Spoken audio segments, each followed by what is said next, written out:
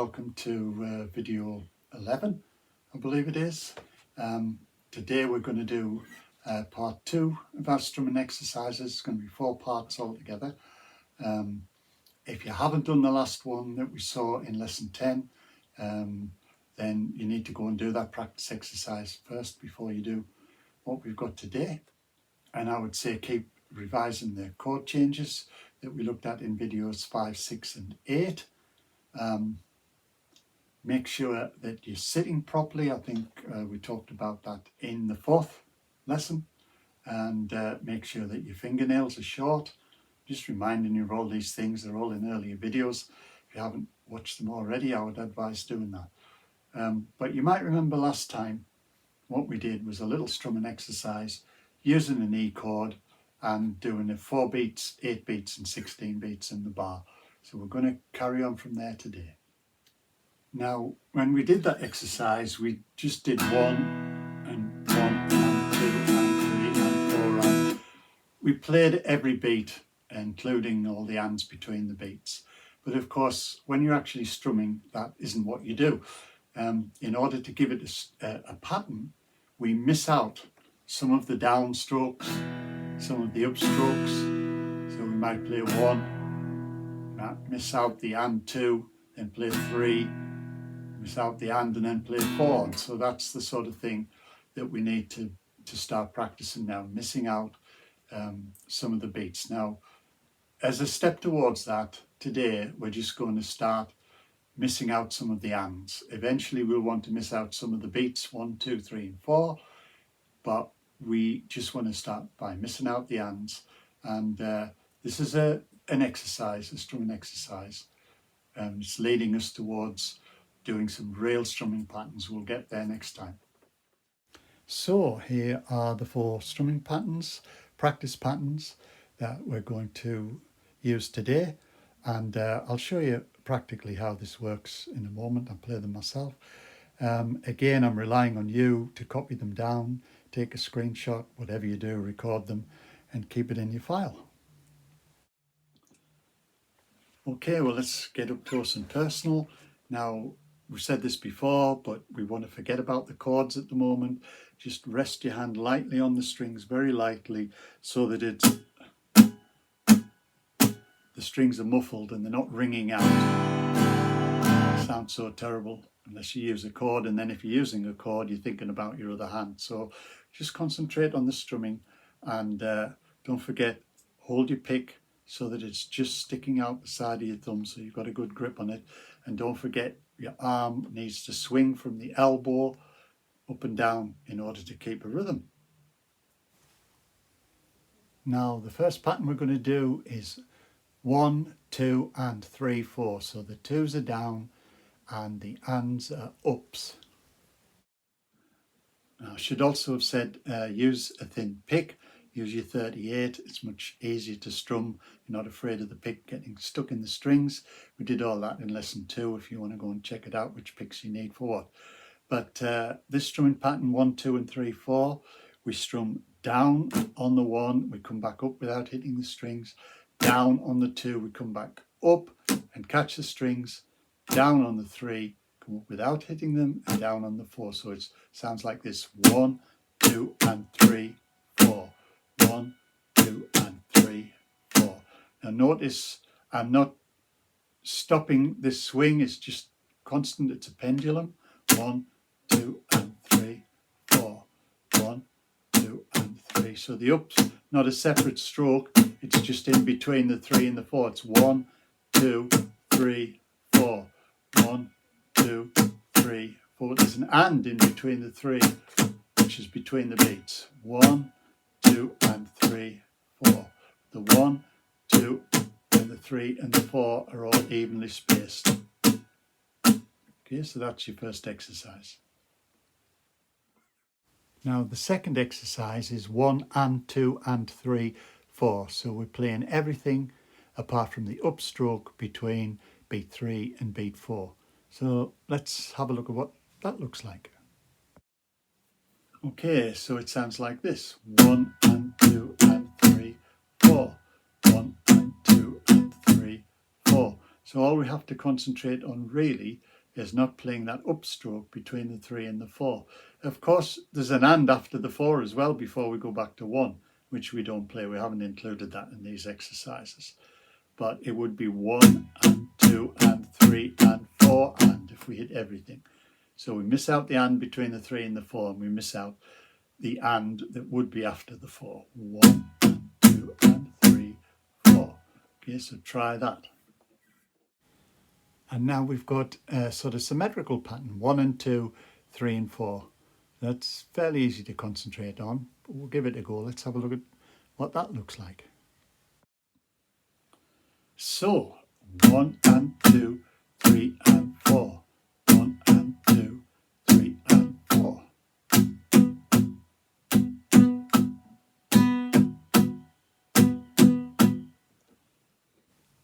And the final pattern you see there at the bottom is 1, 2 and 3 and 4. So let's have a look at that one.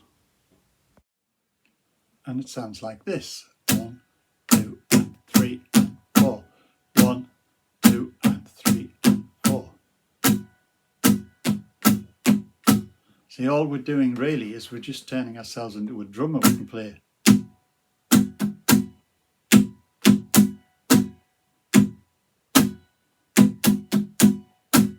Play any pattern you want. I'll show you a couple of things we can do with them.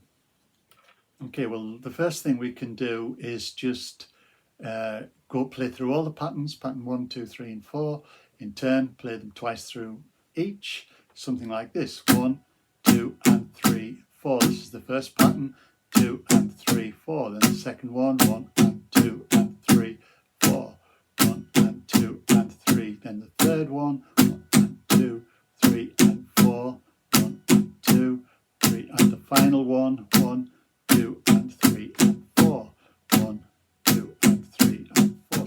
So that's a good exercise in concentration, and if you really begin to feel confident about it, and if you've learned the chords that we did in the earlier lessons, then you can actually try it with the chords. So if I try it with my C chord, and let's say I'll try the final pattern, 1, 2 and 3 and 4, and I'll just play.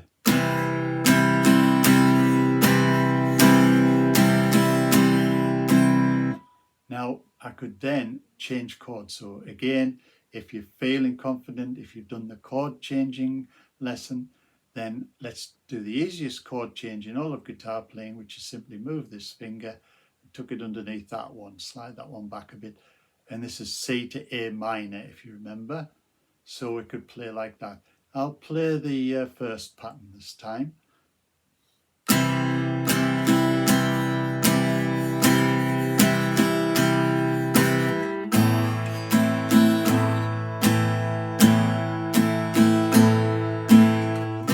And so on. Now we could go through all the patterns playing like that, just changing between the two chords.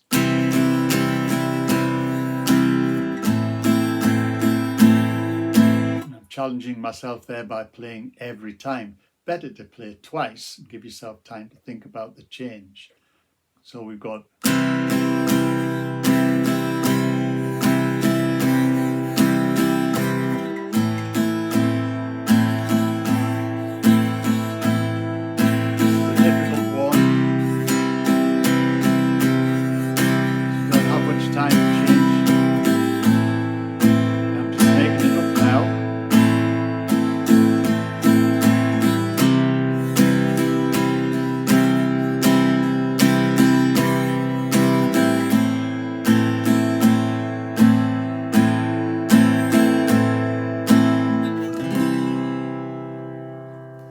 it doesn't matter if you stick to exactly those patterns. Anyway, have a little bit play around with it. It sounds like you're kind of almost playing music, and next time we'll use some real strumming patterns that are used in thousands, probably millions of songs.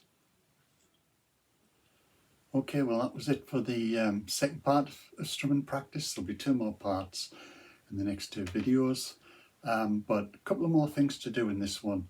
We carry on with our note learning first, and then have a bit fun with a couple of more riffs which will work on acoustic or electric. So we'll look at the note learning first. Okay, now if you haven't seen lesson 7, then you won't know what we're talking about, but basically we're just learning the names of the notes on each string. And we've done the 6, 5, 4 and 3, so today we're going to do the names of the notes on the second string. And we just play it and say it. It's not a scale, we're not playing music, we're just learning what the note names are. So the second string, when it's played open, is B. So we play it and say B. 1 step, 1 fret or 1 semitone to C, however you like to look at it. B to C is only 1 step. 2 to D, 2 to E, only 1 to F, that's the other exception. 2 to G. And we reach the end of our musical alphabet, so we start again at A and 2 steps to B. Now once we've got there, we want to go back down again, as we've been doing. If you've been watching the videos in order, you'll know this.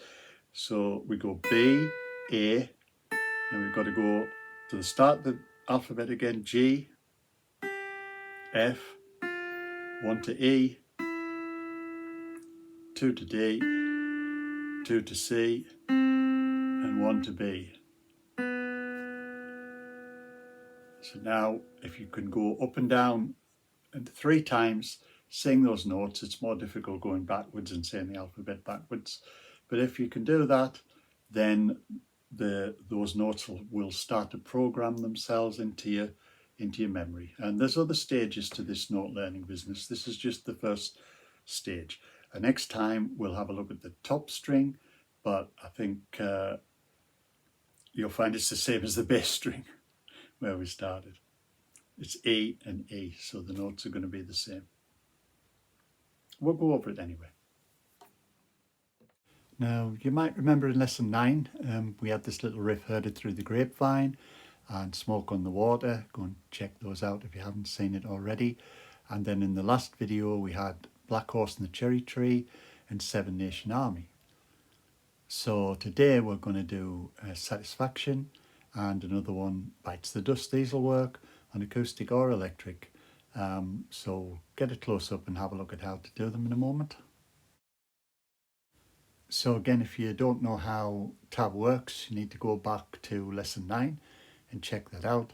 But here we're playing on the 5th string, and you can see the fret numbers 2, 2, 2, 4, 5, 5, 5 and 4, 4. And in brackets it says 2, 2, which is when you get fed up with playing the riff, that's where you want to end. So let's have a close up and see how that works in practice. Okay, so hopefully you've copied that tab down on your own tab sheet. We talked about making in lesson 9, and we're going to play on the 5th string. We want to take a fairly heavy pick, something quite thick that you can grab the strings with. You don't want a thin floppy one that we're using for strumming.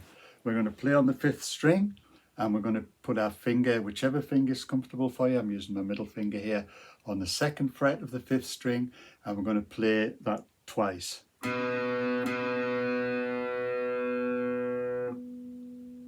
Now, I'm actually doing a little thing here called muting, which is after the first note. I'm just lifting my fingers slightly. I'm still keeping it touching the string, but the note isn't ringing out anymore. So you can see both hands. As soon as I lift my finger, that cuts the note off. So that gives me I'm letting the second one ring out. So the first one, I'm lifting my finger,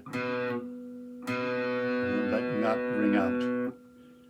Then I'm playing the 2 again and sliding up to the 4 and 5, frets 4 and 5.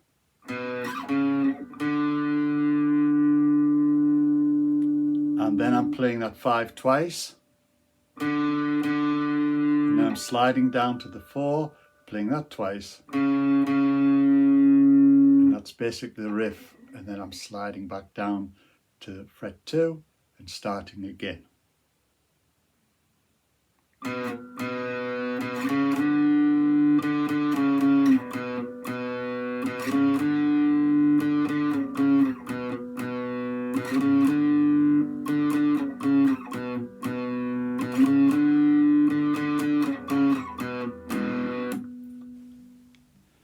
Okay, now the other riff is Another One Bites the Dust, and hopefully you can write this one down as well. Notice it's all on the bass string, but we've got something a little bit unusual here. We've got some little arrows which show us whether we should be picking upwards or downwards. This is called sweep picking.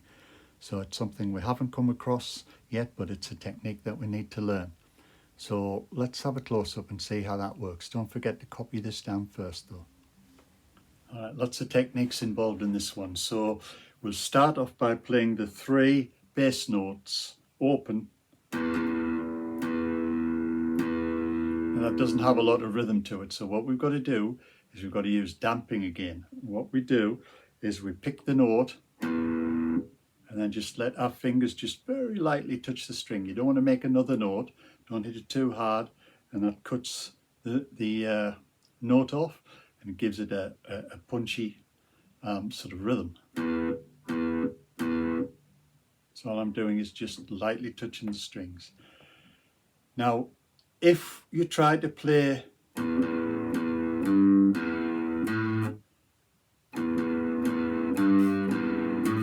you won't be able to play it fast enough if you play all down strokes. So what we do is the first stroke's an up stroke. So don't forget we're resting our hand on the guitar with the heel of our hand touching somewhere near the bridge. So we've got good control over this movement. Just a small movement, and we pick up on the next note and then down twice. So up and down twice. So first 3 notes,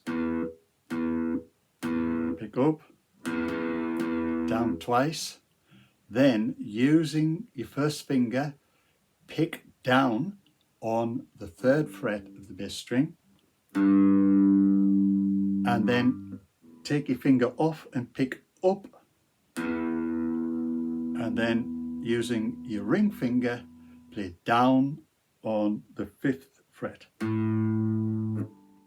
So the notes are open, open, open, open, open, 3, open, 5. Or if you want to look at it in terms of picking, it's down, down, down, up, down, down, down, up, down. It's written down for you there in the tab. There's a lot of skills to learn just in this little riff. So it's good practice, good exercise for you.